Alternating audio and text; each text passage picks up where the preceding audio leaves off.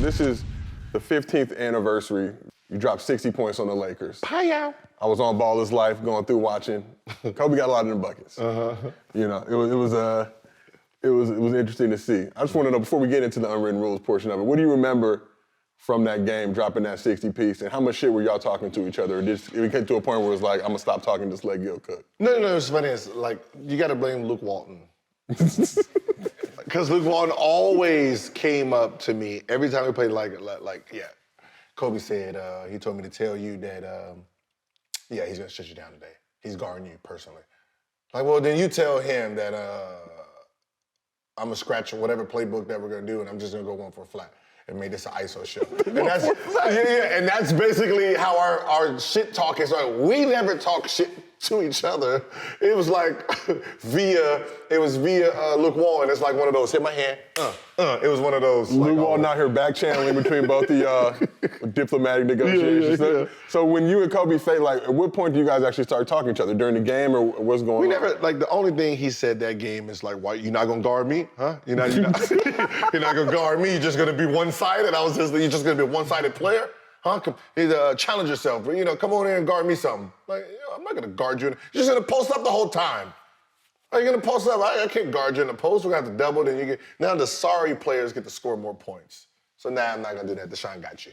So I want to ask, what are the unwritten rules of being in the zone like that? From yourself, from your teammates? Like, if you know a guy's on the verge of hitting a 40-piece, a 50-piece, or a 60-piece like yourself, are you more inclined to give him the rock? Are you dealing with any haters on your squad? Or like, I don't want Gil to get 60 because I want that 60. Okay, so the unwritten rules. See, I'd never been in a situation where another player was outshining me in the game for me to even give that shit up. Okay, so we're gonna start with that. Unwritten rule for me as the star, the unwritten rule is, if I'm on a heater, you're not getting that shit. All right? I don't give a shit what coach called, you're not getting the ball. I'm gonna shoot it, I'm gonna try some heat checks, and if I cool off, I'm gonna keep shooting until I can catch back on fire. You know, that's just how that works. It's like when you see people like Steph, you know, going for 50 and breaking these records, it's an unwritten rule for a player. Now, as a team, let's say, Golden State this year with Steph in the record, right? There's an unwritten rule but it's obvious that Steph is gonna go for this record. He's not going for it. It's gonna happen. It's not even the middle of the season. So this is gonna happen. He's gonna break this record at some point. Now it all depends on when he wants to break it. What team does he want to break it on? So the unwritten rule is we're gonna help him break this record. If we got to set screens all the time, we're gonna do all the things that we need to do to actually help him break it while still, you know, playing our normal game. Got to talk about you and Kobe. You know, y'all had some truly epic battles going at each other. What do you remember most from those times? And what's your favorite memory of going up against Kobe? Well, I'm gonna tell you, our best battles wasn't even in the finals. It was at UCLA. Pickup games.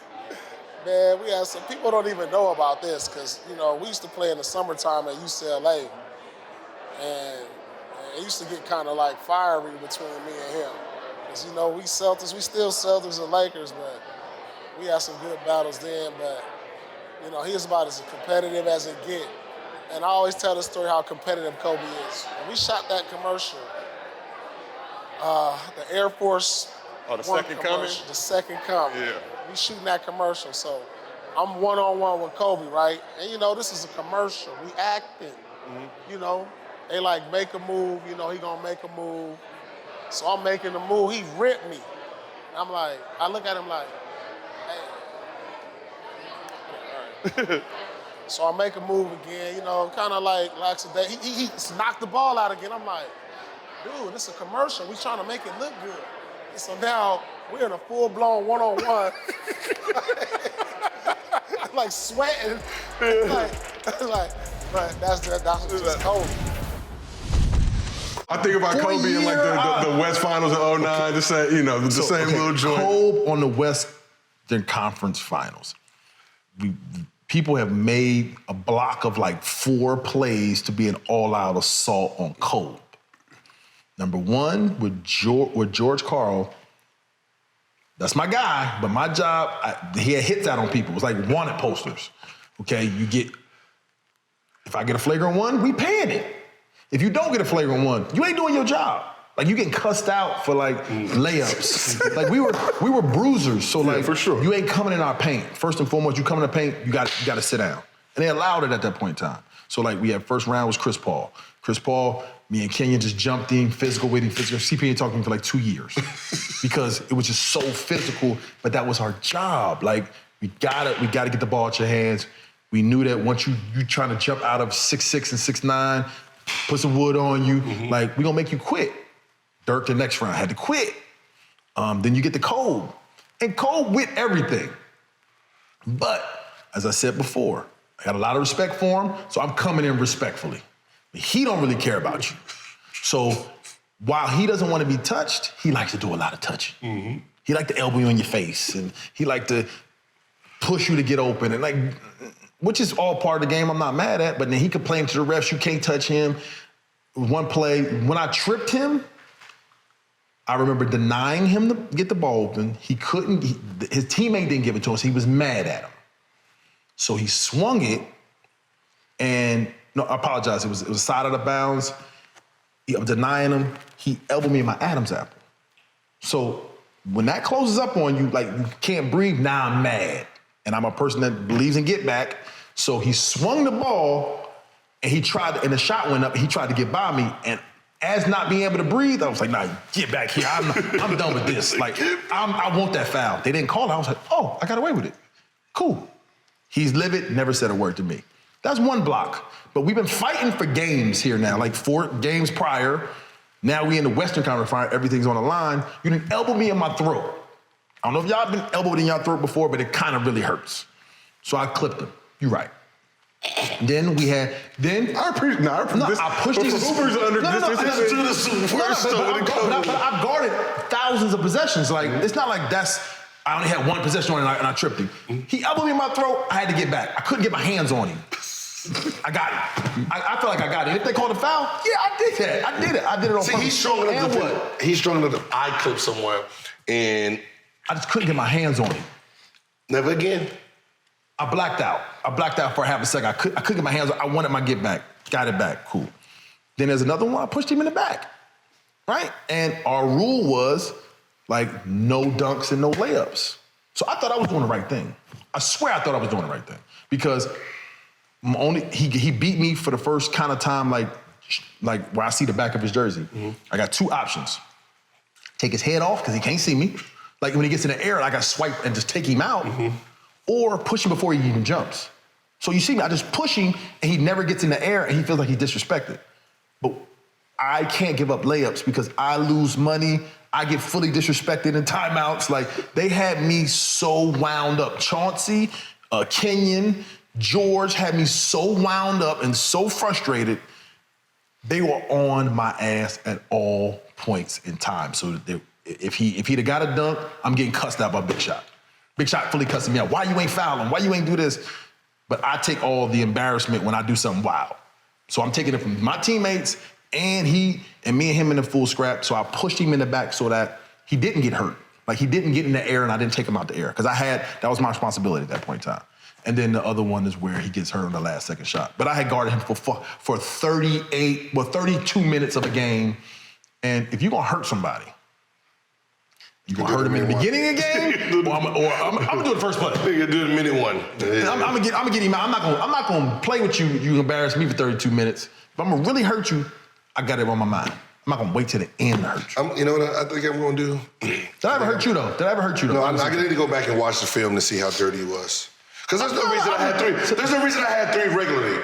I naturally 3. And then, no. but how this came about, we was in the weight room before, and we was like, and I was like, yeah, I lock all that up. Gil ain't gonna never talk to me crazy. He was like, no, let me see when I played you. And he went, he said, oh. Oh, you did? I was like, yeah, I told you I locked that shit up. I was like, yeah. Nah. Yeah, but I never really mind you, I'm playing hard, I'm aggressive. Like, all that comes from a good place. I never really tried. Kobe was like, I lived and died by Kobe. I'm gonna sit here and tell you flat out, I had no desire to be a coach. That was not part of my plan, to be a coach in the NBA, so to speak. I just knew I wanted to try to impact the game of basketball on a global scale in terms of helping athletes become elite with their skill. That was my motivation. And then after doing this for 10 plus years, you know, my reputation and my name just kind of grew in the industry. You know, I'm from Oakland. Golden State Warriors had potentially offered me a job. Mike Brown had offered me an opportunity when he was in Cleveland the first time. And I wasn't really interested. You know, I had a very prosperous business. I was running, work when I want, work when I don't want. And so it kind of really become a thing that I was just very comfortable in that space. And in 2011, Mike Brown got hired by the Lakers. My motivation in the industry was, you know, I wanted to be able to train with some of the best players ever. And so when Mike got that job and the opportunity became for me to work with the Lakers, the only thing that really sold me on it was to have the opportunity to stand next to Kobe. That was it. I wasn't interested in being a coach. I wasn't interested in necessarily coaching in the NBA. I wanted the opportunity to see if my skill set as a trainer was good enough to impact a guy like Kobe. That was my motivation, and that was the only reason why I took the job. Wow. And that was 12 years ago.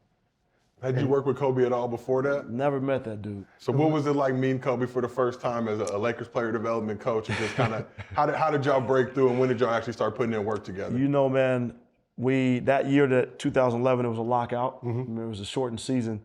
So when they hired me, the lockout ended. Mike Brown called me the day the lockout ended, say, I need you in LA tomorrow. So I had to shut my business down. I left, moved to LA, and we started training camp. And I remember, you know, I would come in early every morning. And this was my first opportunity to work in a team environment. And I didn't really know what I was doing. In that sense, Mike just said, figure it out. So I would get there early. Whoever was on the court, I would work with them. I would stay after practice. Whoever wanted to work, I would work with them. And I remember I would get in and get on the court early. And Kobe would, by then, he'd have his work done. You know, he'd come in early. He's in at 6 o'clock, 5 o'clock in the morning. He'd have his work done, be in the weight room, sitting in the back, go to sleep.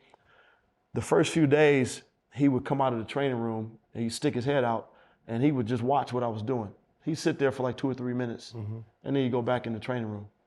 He did that for about 4 or 5 days. And then like a week later, he finally texted me and said, hey, meet me at the gym. You know, I've told this story countless times. Meet me at the gym at 5. You know, I think it was like 5:45 or something like that. So I was like, okay, bet. I went to the gym that night, showed up, got there at like 4:30, thinking, you know, it was that night. I waited for that dude. 5:30 rolled around, didn't show up. 6 o'clock rolled around, he didn't show up. So I was like, okay, 6:30, I'm going home. I came in the next morning, my normal time, showed up work around 7 a.m. Man, that dude came out of the training room like, yo, mofo, you know, cussing at me, F-bombs. Where was you at? And I was like, bro, I was here. You know, you told me 5:45. You know, he was like, man, I meant 5:45 this morning. I showed up the night before. And so I was just like, okay. It kind of just took me back. And then he was like, look, be here tomorrow. And that's how our relationship started. You know, I think he really just looked at, what's my body of work? Do I understand the game? You know, how am I working with guys? How am I communicating with guys? What's my work ethic? That was for him, that's how it started. Yeah, again, I didn't know Kobe. I had to figure out a way to build a relationship with him, and it was purely through the work. Okay. He respected my work ethic in terms of just watching me work with other guys on the team before and after practice. He saw that I was, you know, committed to just being on the floor with guys and doing whatever I can to help guys get better. And that's how our relationship started. And, you know, the very first workout I ever had with him was, my question to him was, well, look, how can I help you? You know, he is a polarizing basketball player. What can I do to help you continue advancing yourself in this game? And he told it. He said, look, I want to get better with my ball hand. I want to get better, continue getting better with my footwork. I want to work on all these areas. He was always just trying to expand. And so he would come in and say, hey, look, today, this is what I want to do. I want to do some ball handling. I would do it. And so I would just fall right in line with it and try to help him in many different areas as I could. But the biggest thing for me was, man, I learned far more from him than I taught him or anything showed him. I learned so much more from him in terms of just mentality, work ethic, you know, how he worked. Man, it was an awesome experience for me because it was educational. Who was the guy when you know every night you were going up against him, it was going to be a tough night and you were going to have to give, you know, your best effort? Two guys. Of course, God rest his soul, Kobe. I saw a clip, like somebody posted a clip when we played him in the Western Conference Finals. Like, he drove, I bop, stop, boom, bop, boom, boom, boom. Boom. I'm all over it. He fade, I'm contest, point. He whoosh, block it. Next clip, they run something, I switch out there, he boom, boom, boom, he I'm boom, he swap, boom. So like it was like one of them, you know what I'm saying? But it was always, it's a chess match with me and him. You know what I'm saying? Like he knew, like, and that's why like like over the years, like I'm like, this is good, like really good. You know what I'm saying? Because most guys, like I can stop your A, your B, like he gonna go to C, D. You know what I'm saying? Like one time they come, they used to run a little pitch back play. He run a pistol, he threw it back to him. We used to switch it, of course, with me. We switch, he come off, I body him, boom, boom, he come off, he getting ready to shoot it. I'm all on top of it. He shoot that thing off the glass with his left hand. I was like, hey man, don't do that no more, man. Like, while we running back down, hey man, don't do that again, dog. He laughed, he like, yeah. I'm like, it's one of them situations, man, where it was like very competitive, but it was fun at the same time, and it was a mutual respect for one another at his offensive ability and my ability to guard people. Kobe's Drew League game. You played in that game.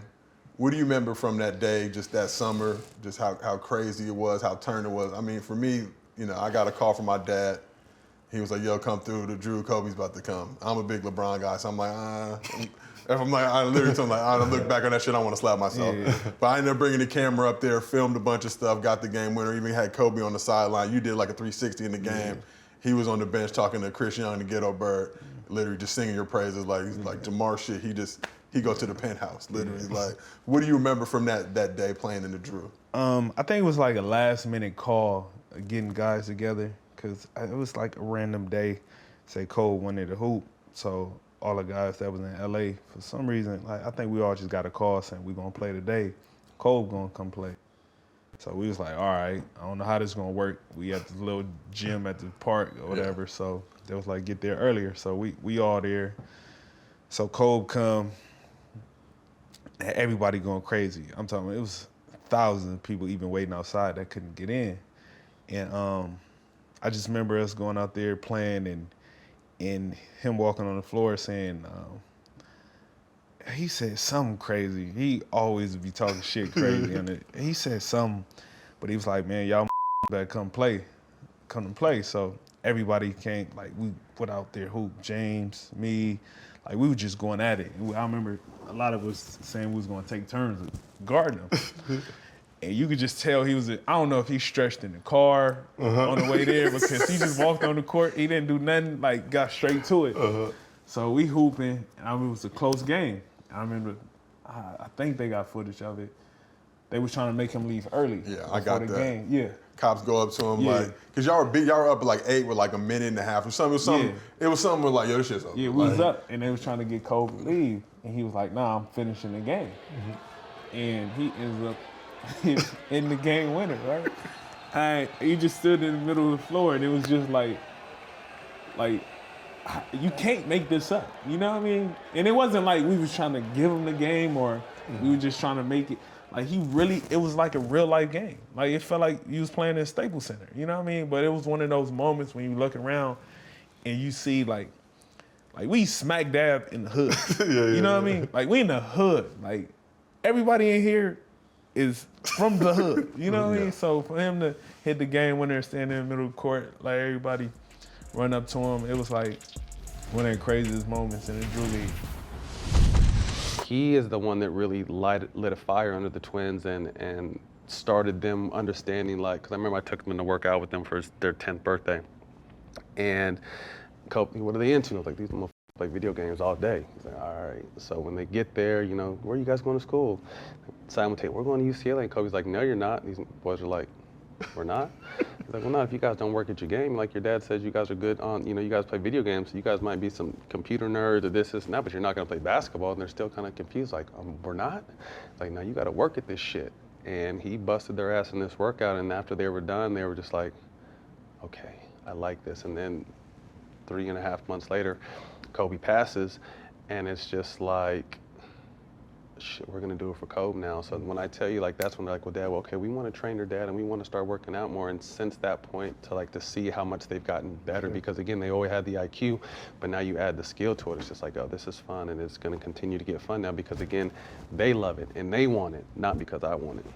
So you talk about Kobe, obviously you got the whole flinching incident and all that good stuff, but that literally motivates him to bring you on the squad. Right. Let's talk about going from obviously with the Magic to now on the Lakers and developing that bond and relationship to the point now where you can bring your 10-year-olds for their birthday out to Orange County to get that workout. You know, because I mean, my Kobe relationship started at UCLA. You know, he was young when he came to LA and he was always on our campus. I'm like, yo, isn't that Kobe? And he'd be walking around our campus working out and stuff. So getting a chance to see him and watch him work out and playing against him in the summer, I was just a fan and kind of had that admiration, knowing just like, yo, this dude is next. You know, I was in 1998. He's, you know, I'm seeing him work out. And I'm just like, yo, this dude is next Jordan type shit. So fast forward, I was a fan, getting a chance to play with him. It was just, again, someone that I knew, okay, I get a chance to play against defense against Kobe. This is great. So there's always real competitive nature with us. And then in the Orlando situation, I mean, anyone that plays Kobe, you know, he's dirty as grabs you, elbows you, says shit, does whatever, but they'll never call a foul on him.